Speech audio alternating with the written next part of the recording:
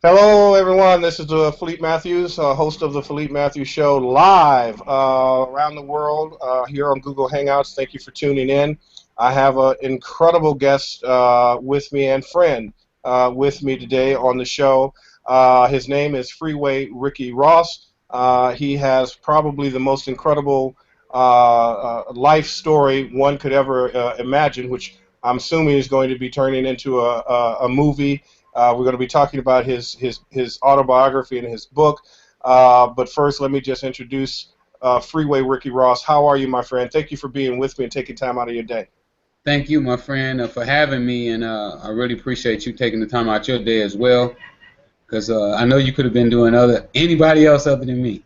Well, I don't know about that because when you talk about telling an incredible story of what you are, what you have lived, and what you are doing now, and the lives, the millions of lives that you are saving right now, is unbelievable. So let's kind of go back, just in case there's some people who will see this show and might have been born under a rock and never heard of you, which I highly doubt. But just in case, let's kind of go back.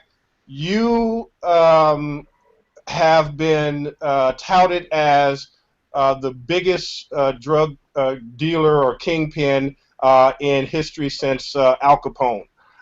20 years or more ago, you were, I guess, introduced to the game, if you will, and learned how to play the game to the point where you were worth over $600 million a year. Is that right? Like 300,000 a year, I think it was 300. I mean, $300 million a year. The last 2 years, the prosecution added up Okay. to 600, Okay. but it probably was a little more than that because I had days that I made $3 million in one day and days that I made $2 million in one day. But they know the government said that they could prove that I made $1 million a day, something like that. Is what they were saying. Um, we were talking earlier, and when you got into the drug game, you were basically a kid, even though you thought you were grown. But you were what, like 19 or something like that? Yeah, 19 years old with no experience really. I had uh, kind of had sheltered myself into the tennis world. I became a tennis player like 12, 13 years old. I started playing tennis. But before that time, I wanted to be a gang member. I had my heart set on being a Crip. Uh, Tookie Williams was from my neighborhood, so when I saw the Crips at 12 years old, I just fell in love with the whole concept. But luckily for me, around 12 or 13, uh, a guy by the name of Richard Williams put a tennis racket in my hand. And, Hmm. shortly after that, I fell in love with Arthur Ashe, and I had dreams of becoming the next Arthur Ashe. What I personally obviously know the story, but for the people who are watching this, what changed for you in terms of tennis versus selling drugs? Well, during high school, uh, basically my teachers had been pushing me through. My coaches would always go to them and talk to them about my grades because without good grades you won't be eligible for the tennis team. And at that time, tennis was all I had. Uh, and our team had hopes of winning a city championship and maybe a national championship. So the coach needed me on the team. He needed me to be eligible, and he would go to my teachers and get my teachers to pass me through. And they passed me through even though I couldn't read or write. Now that's amazing because, of course, I know the story, but you literally were illiterate. You could not read or write other than your name or your mom's name and something like that. Is that right? That's correct. And a few other words, I knew, but very few words. It was very, very few words. And obviously, born into, and this is one of the things we're going to talk about throughout the show.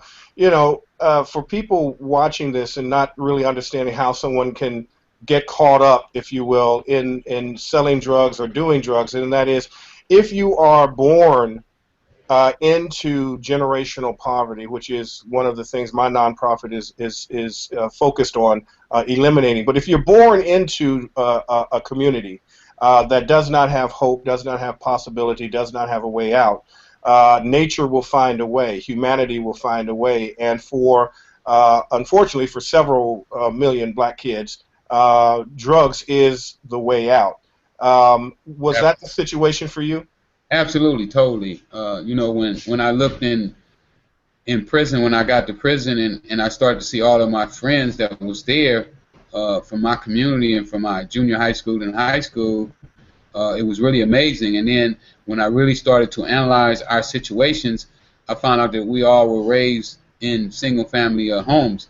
And I don't know how you really like look at this, but I had other friends that sold drugs with us, but they had a father. And it's really crazy that none of those guys went to prison. Is that right? None of them. I had three friends of mine that had fathers in the home, and all of them got involved with drugs. But for some apparent reason, they maybe I think they got arrested a couple times, but none of them never went to jail. They were able to back away at the right time. That is a very fascinating piece. I just wrote I just wrote a book called My Four Fathers, which was a piece that when I was 14 years old, I lost both my parents, and I easily could have went into the drug world, but I had made three promises to my mom, and one was that I wouldn't get involved in drug activity and I wouldn't use drugs. And so, trying to hold on to those promises, I ended up finding virtual fathers. And so this book is about the four people who changed my life virtually. That I had never thought I would grow up and meet them, but I did. But it's interesting that you say that the power of fatherhood, even if you go through that challenging time, that because there's a father, a male role model there, that you might be able to pull yourself up and out, which was not the case for you, unfortunately. No, well, the father figures that I latched on to uh, wasn't the right ones, you know, because I Hmm. did pick Hmm. father figures, but I made bad choices in the ones that I picked. The guy, Michael McLaurin, who was the guy who first introduced me to cocaine for the first time, was either like a big brother, not quite old enough to be my father, but definitely somebody that I looked up to and that I got advice from. The other guy, Mr. Fisher, who was the guy that introduced me to the Nicaraguans, was a father figure or uncle figure and somebody that I looked up to as well.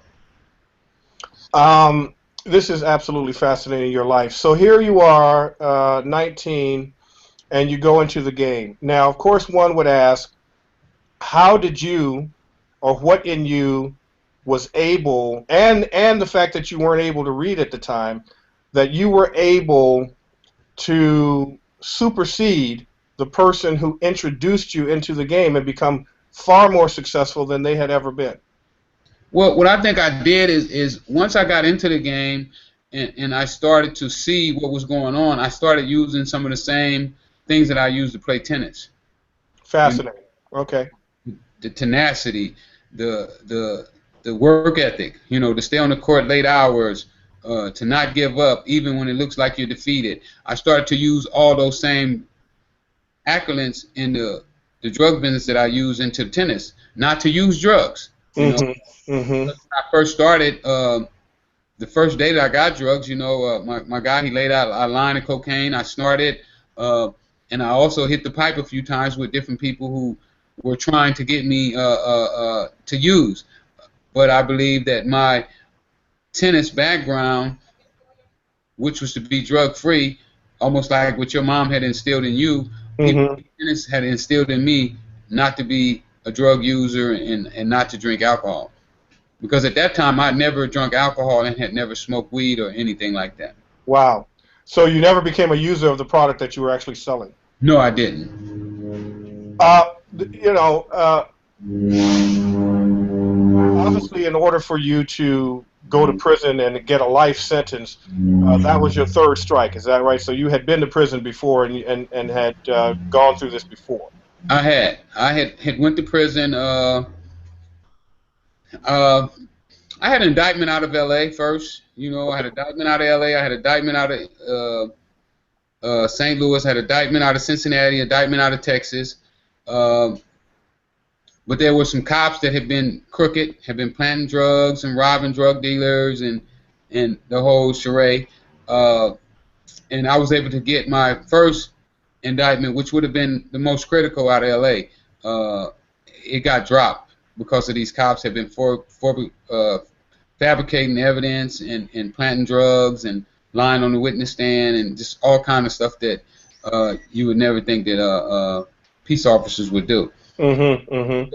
That indictment got dropped. I wound up going to Cincinnati. I got convicted. Then I also pled guilty in Texas.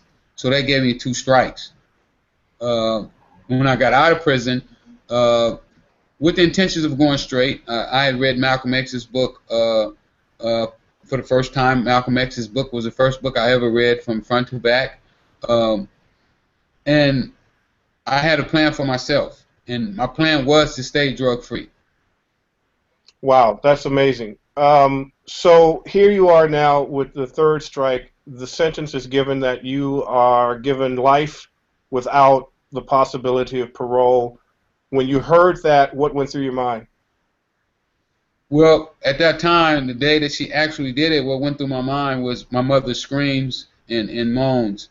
I could hear my mom, as if I'd almost like I killed her, and I felt that I would never possibly see her as a free man again. My mom at that time was about 72, 73 years old, so she was up in age, and when I went back to my cell, to the holding tank, tears swelled in my eyes as if, I just left my mom's funeral. Interesting story too about your mom. She was wanting to buy this house with your aunt, I believe it was, and we're talking again about the situation with poverty and how that shapes a young man, especially a young man that wants to protect his mom and do things for his family. Your aunt, I think, passed and wasn't able to continue on with the payments, and your mom wasn't able to continue with the payments and ended up losing the house. Tell us about that story and how that shaped you into just really doing anything necessary to make money. Well, what happened is my mom and my auntie went in together to buy this house. I think the house cost like $15,000 back in those days. And what happened is my aunt died from cancer. Okay. What that did is that left all the burden on my mom to keep up with the house notes and whatnot. And that put us in a position to where sometimes it wouldn't be food in the house. Our house was very run down. We had roaches, we had rats, we had windows broken out, there was doors hanging off, and I wanted to change that for my mom. And not only for my mom, but my little sisters and my brothers, my younger brothers, who were really my cousins, but they were even closer to me than even my own brother was. Understood. So here you are now. The gates closed, and what happened to you where you decided to start reading and start to learn how to read, and how did that begin to change your perspective? Because still at that time you didn't really understand the power of what drugs did to the community that you were distributing. Correct. What started me to reading was, first of all, when I got my indictment, and I was asking my lawyer, how was these people trying to give me a life sentence? So he explained to me that everything I needed to know was on these 3 pieces of paper.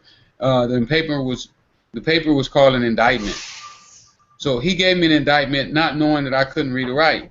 So I took that paper back to my cell, and I asked my cellie if he would read it for me. So my cellie said, "No, I ain't gonna read it for you. Read your own papers." And when you're in jail, your cellie and you become probably closer than anybody in the world, because you're with him like 23 hours a day. More than 23 hours a day, because even when you go to rec, you and him are probably going to hang out together and be with each other even when you're on rec, because you feel that that's your safety net. If something goes down, you know he's going to be there to help you, and you're going to help him. So my cellie, when I told him that I couldn't read or write, the first thing he did was laugh. And after I explained to him again and how sincere I was about not being able to read or write, then he told me that he knew for sure that I could read or write. Wow. So what was how did you train yourself? Did he help you learn how to read and He, learn how to he, write? he made me what they call cue cards. And on these cue cards, he put my ABCs. And he went over the sounds of the words with me and taught me how to sound each letter out. Uh, After I did that for a couple days, I knew the sounds of all the alphabet, and he read over my indictment with me. Pretty soon I could read my indictment by heart without him. I almost knew it word for word. And after that, I went from there to reading the newspaper.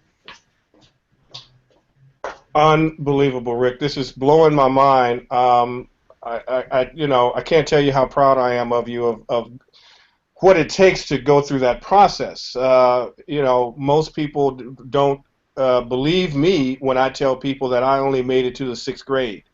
Wow. So I know exactly what you went through. Yeah, Uh, it's a and humbling experience. it really is. It really is. To walk around with cue cards in your pocket and you're in line in the chow line, going to get your food and you're going bah, cah, and it's something because my son is going through the same process now, but he's only 3 years old, so and he knows his at 3 that I didn't know when I was 28 years old, so it definitely was a humbling experience. You told me in the green room when we were talking earlier that when you learned how to read, you decided you were looking at people like Russell Simmons and Puff Daddy, who was Puff Daddy back then. He's P. Diddy now. I remember when he was Puff Daddy.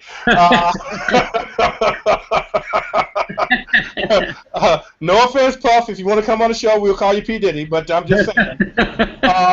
But you were looking at all of these like really highly successful cats, and even Donald Trump, and you decided in your head that you were going to outread them.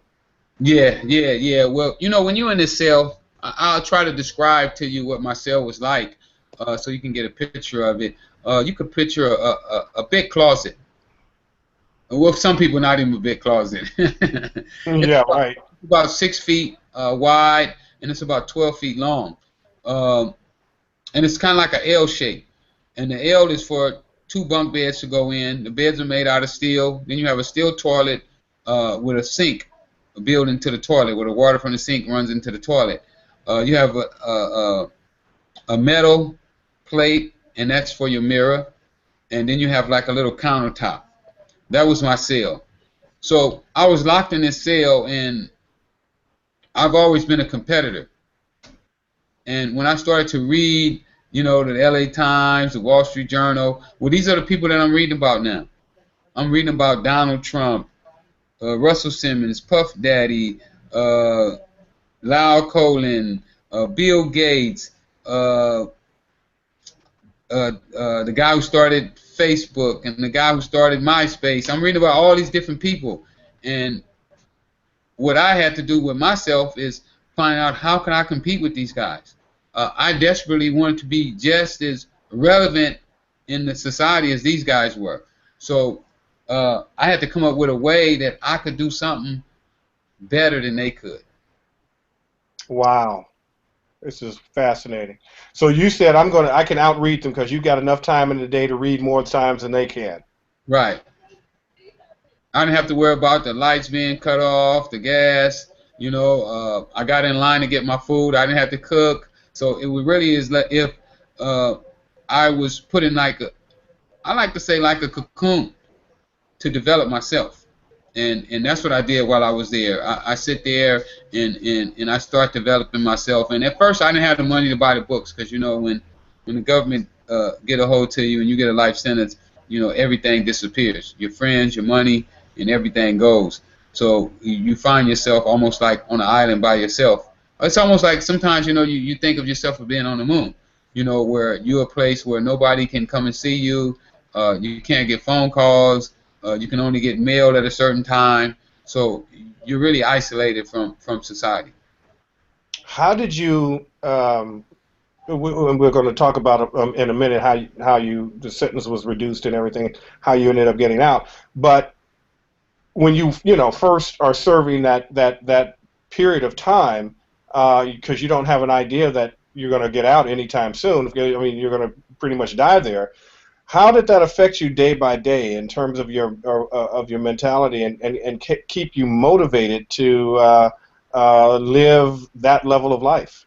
Well, you have days that you go through it where you feel sorry for yourself and you down on yourself and you do a lot of soul searching. You go back over your life over and over and over again and saying, where did I go wrong? Why did I turn here? How did this happen?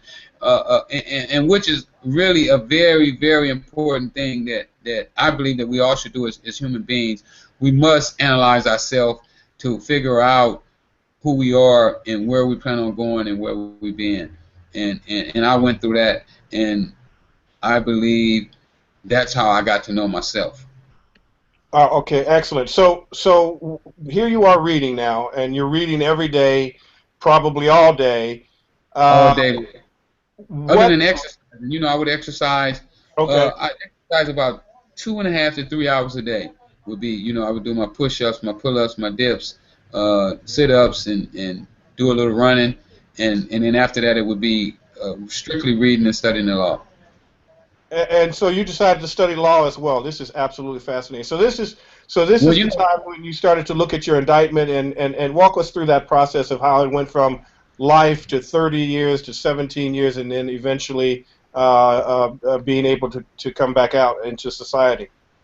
well, I'm gonna give you a quick little story about my reading and how it really, really, really picked up. One day I was in the visiting room with my attorney, and I was getting on him about the way he was fighting my case. This is when I still had the life sentence, and I was like, man, I don't think that you're doing enough to fight my case. I don't think you spend enough time on it. And he made a statement to me that probably was the most valuable thing that he ever gave me, and I use that when I go out and I speak to kids. He told me that anytime somebody else wants for you more than you want it for yourself, then you're in trouble. Wow. And basically what he was Wow. telling me is that he was going home to be with his family. Where was I going? And where was my family? And when I walked back to my cell that day contemplating what he had told me, I knew what I had to do.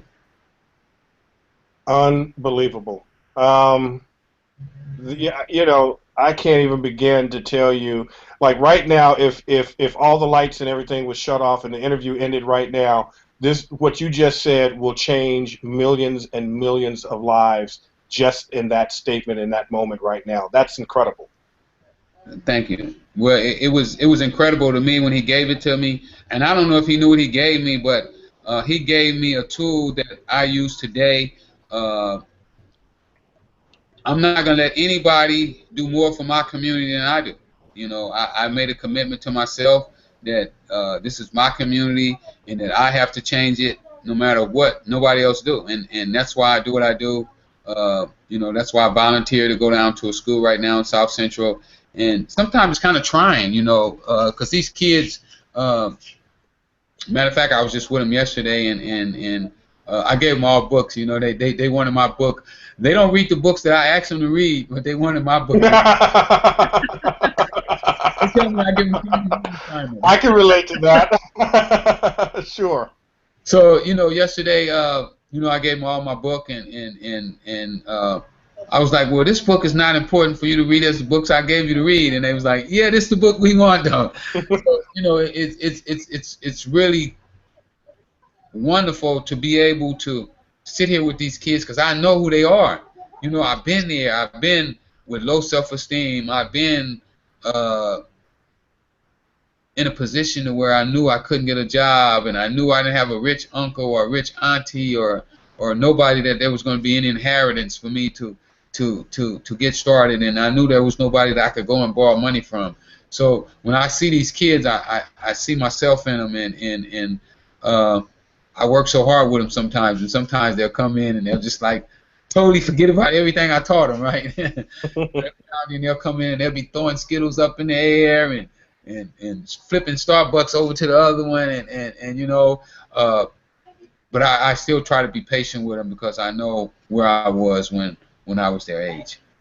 Um, you are now on the other side of all of this.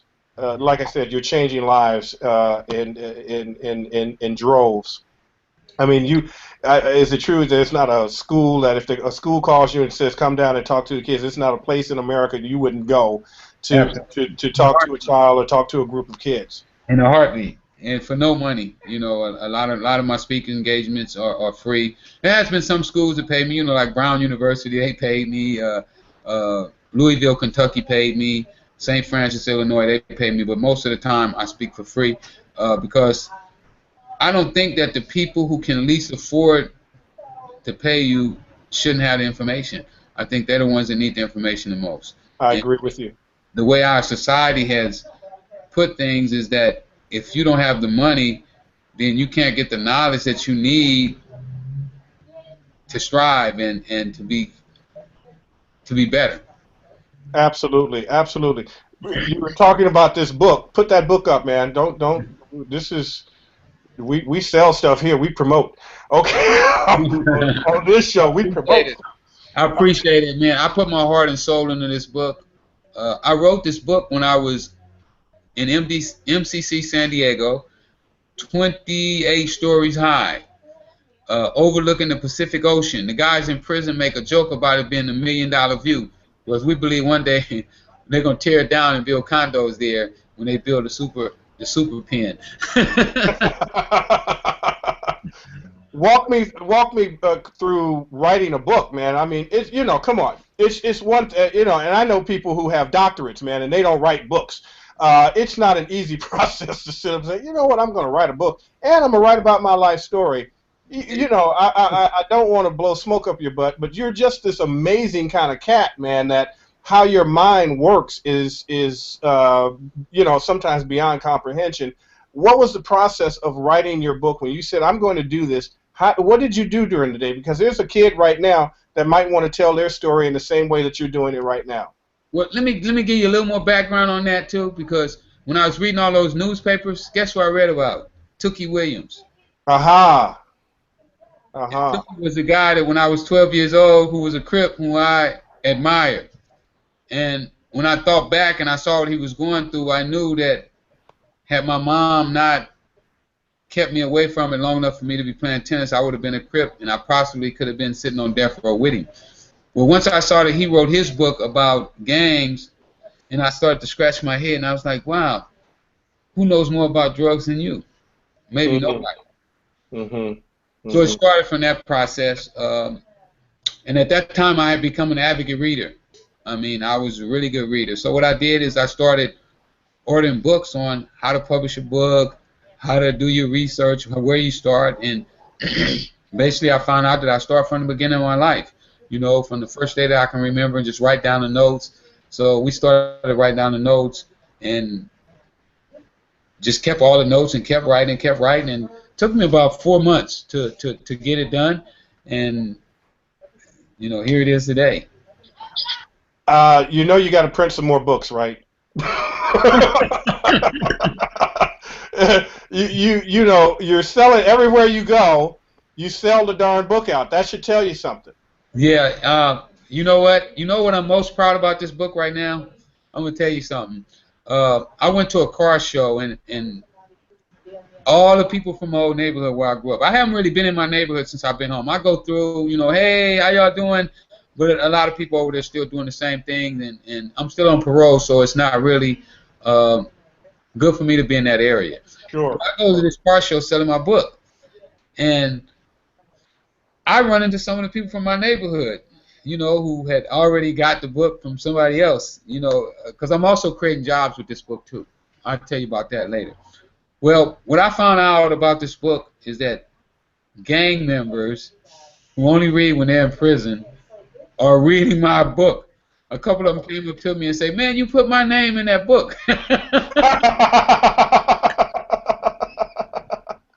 And I knew unbelievable, man. Huh? Unbelievable.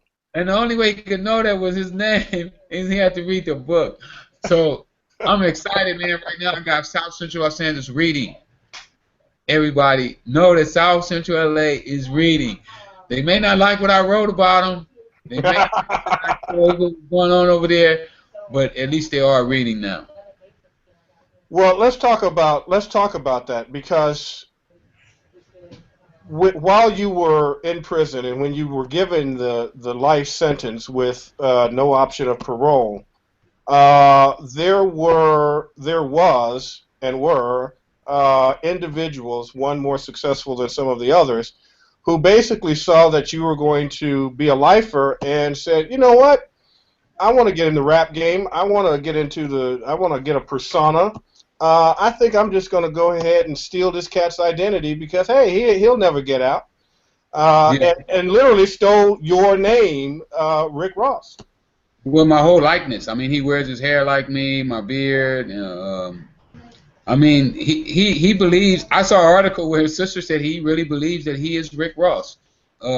You'll know in none of his interviews he'll ever say that he's William Roberts and that he never sold drugs, that he was a correctional officer and a good person. You know, the guy never been in any trouble. But that's not cool right now. When did you find this out? And how did you find this out? And of course, the dumb question would be, how did it make you feel? You know, I was sitting on my bunk with my pillow propped up, reading a book. And what I did when I was in prison, I started a book club. By the way, when I got in trouble, Wait a minute, Rick, you started a book club in prison? I had a book club in prison. I'm loving you, man. This is great. This is terrific. Okay, go ahead. I'll tell you a little more about that too. When I did, because I had a problem getting books because I didn't have the money. Okay. So what I would do is I would rent my books out. I would charge guys $15 a month to get my book club, and they could come and get any of my books they wanted to get. And I would get in trouble because I had too many books up under my bed. This is great. You're So a born hustler, man. You're born to make money, dude. You're just amazing. Okay, go ahead. So I'm laying on my bunk one day reading this book, and one of my young guys come in.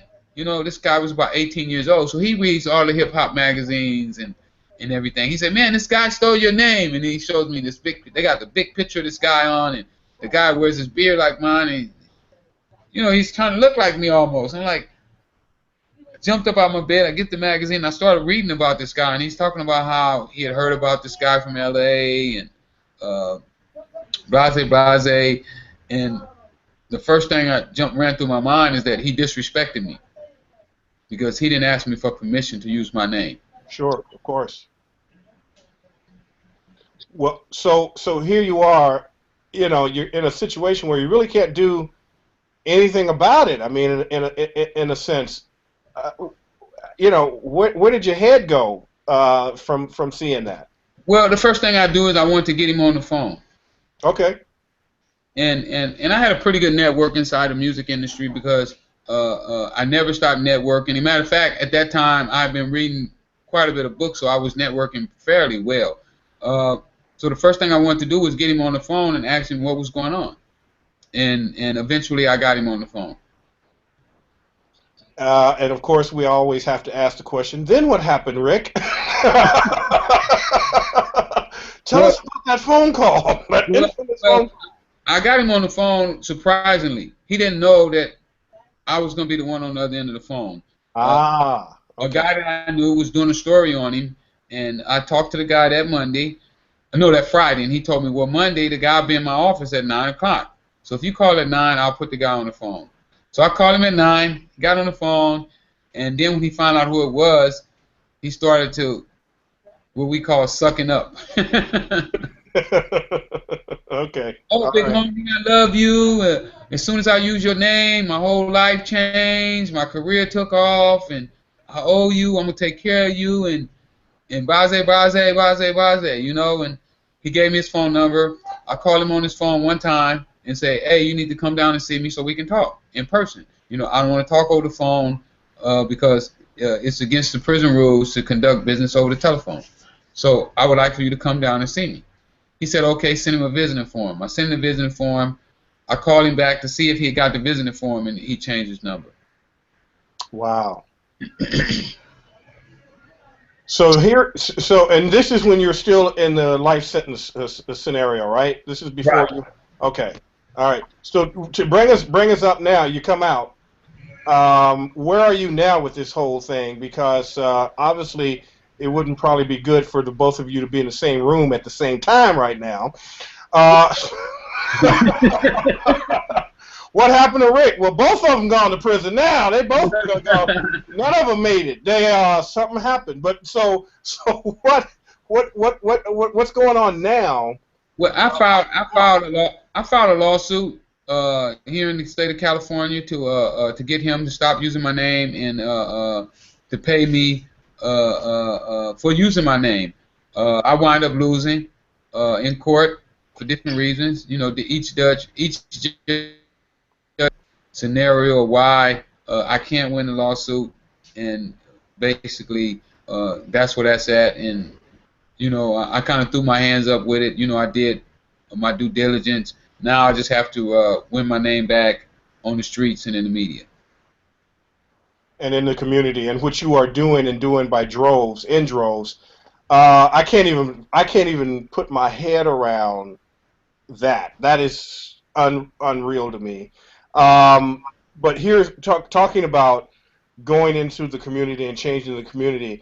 Talk to me about Rick Ross Music. Well, I started that label. I've really been messing with music since the early '80s. I don't know if you remember a guy named Otis Smith, but he's the guy who found Anita Baker. Okay. Well, I gave him the money to put that album together. So I always been kind of attached to music. When I got in the drug business, it took me away from music in the early parts of hip hop. So now I'm chasing that dream again. Music is one of my passions. I believe that it's time for some new music to come in, some people to be speaking some positive instead of negative, some happy instead of mad, angry. You know, I'm gonna take your girl. My car's bigger than your car. I have more jewelry than you do. My account's bigger than yours. I think we had enough of that. I don't think that we should put other people down to make.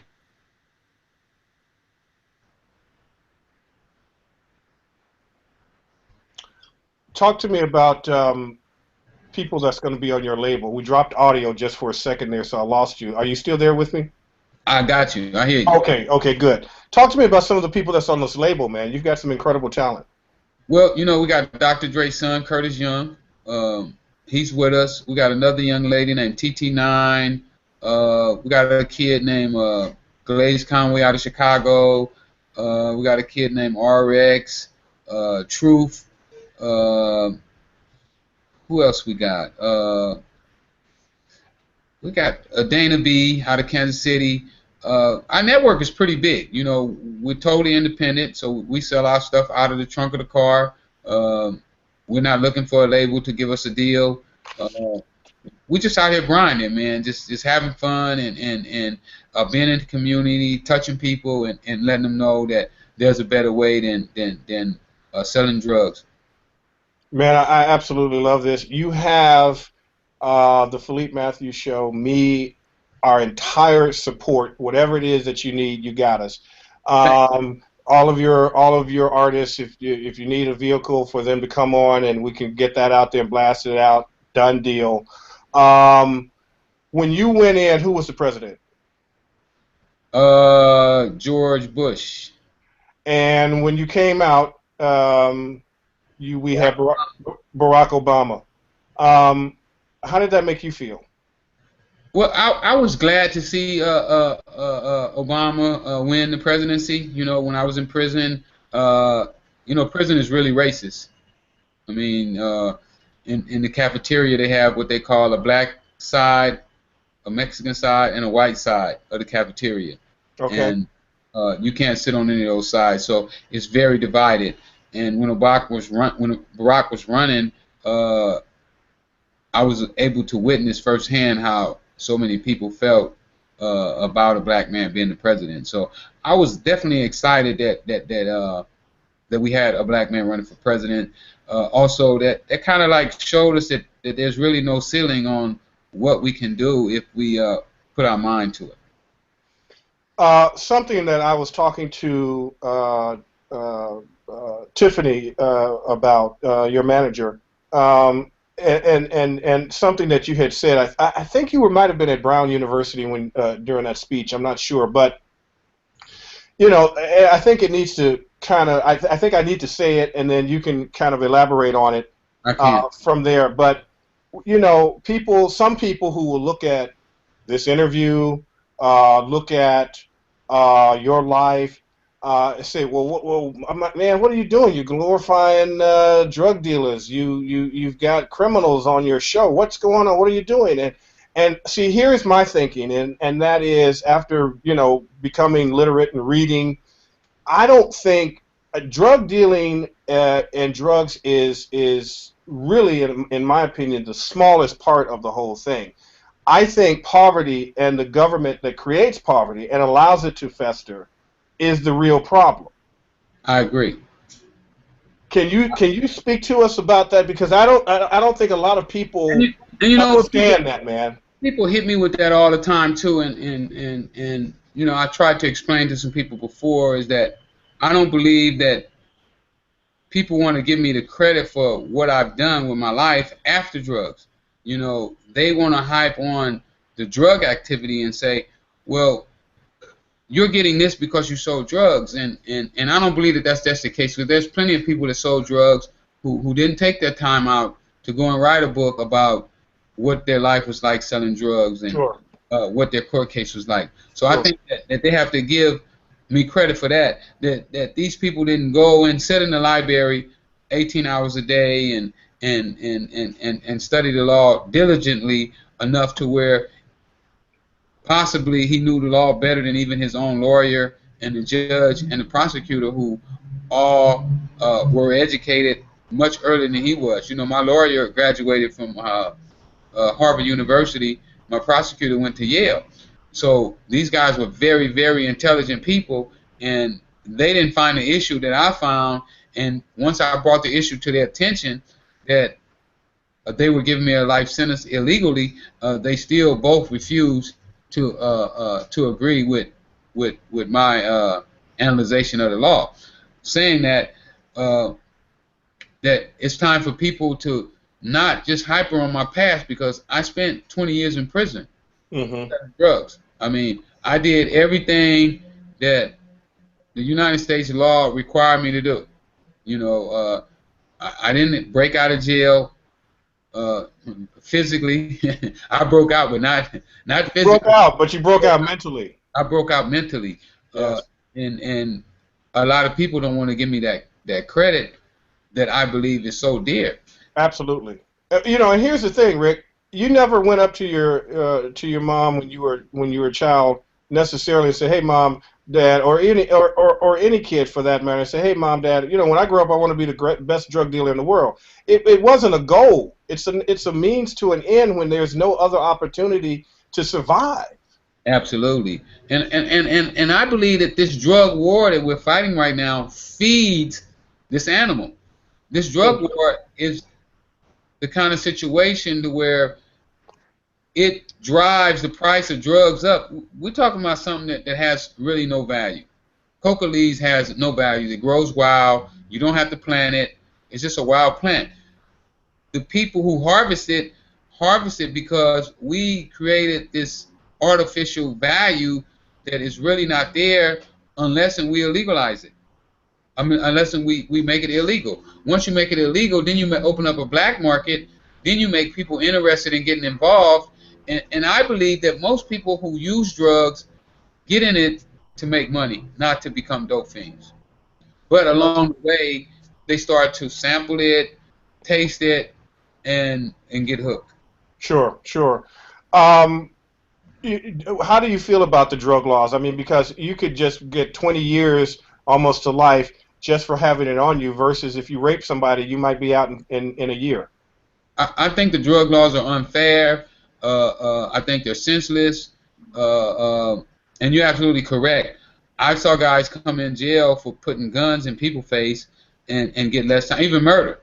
I've seen guys get murdered and get out in 7 years where they would have a kid that was, I had a cellie that in MDCLA, the kid was 18 years old. They arrested him 3 days after his 18th birthday. He actually sold the drugs when he was 17, but had they arrested him at 17, he would have had to been charged as a juvenile. So what they did is they waited till he turned 18 years old, and they got him for, I think at that time it might have been like $1,100 worth of crack cocaine, and they gave that kid 20 years in prison for having a small quantity of crack cocaine. Uh, I know what they did to that kid was unjust. Un- Unreal. You also, there's a movie being made about you, about a huge documentary about your life. Is that right?